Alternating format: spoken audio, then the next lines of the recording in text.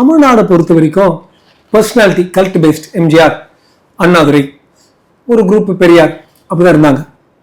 So இப்போ விசிகேனா 25 வருஷத்துல எல்லாருக்கும் திருமாவளவன் தான் தெரியும், அவர் பார்ட்டி தான் தெரியும்.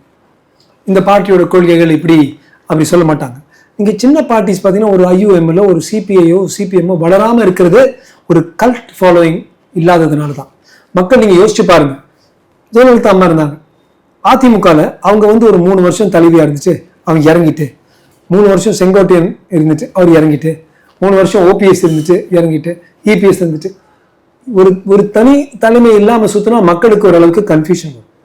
தமிழ்நாடு பாலிடிக்ஸ் எப்படின்னா ஒரு மனிதன் விஜய் எலெக்ஷனுக்கு நிற்கும் போது ஒரு பெரிய நல்ல விஷயம் ஒன்று பண்ணாரு. அவர் எல்லா இடத்துல என்ன சொல்றாரு, கிழக்கு திருச்சியில விஜய், மேற்கு திருச்சியில விஜய். இதை பத்தி தெரியாத ஒரு மேலை நாடு ஆட்டு இதை பார்த்து இவனுக்கு மண்டை பெருசுப்பா, சும்மா எல்லாத்தையும் அவர் சொல்றாங்கன்னு சொன்னாங்க. ஆனா அது ஒரு நல்ல போர்த்திறன். நீங்க என்ன நம்புங்க, எனக்கு போடுங்க சொன்னார். எம்ஜிஆர் எப்படி என்ன நம்புங்க எனக்கு போடுங்கன்னு சொன்னாரோ அது மாதிரி